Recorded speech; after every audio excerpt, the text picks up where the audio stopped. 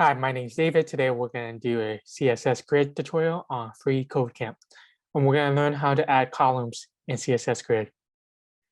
So we learned that to set up a CSS Grid, we need a container and items elements. So here's the container, and here are the items. And inside the container element, we have to set the display to grid. And now after that, to set up the columns, we need this property, grid template columns. And for the values of it, for how many columns you want in the element is how many different parameters you give. And within each parameter, you want to set the size of the column. So for this example, we have 2 columns at 50 pixels each.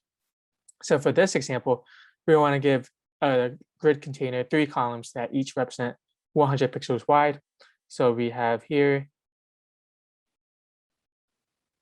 so it's going to be 3 columns, 1, 2, 3, and 2 rows, 3 columns and 2 rows of it. And the first one will have the 3 item elements, and the bottom one will have the 2 elements. So we do grid template columns, and we set it equal to 100 pixel, 100 pixel, and then 100 pixel. And we have this gray is the leftover from this background. And that will be it. Thank you so much.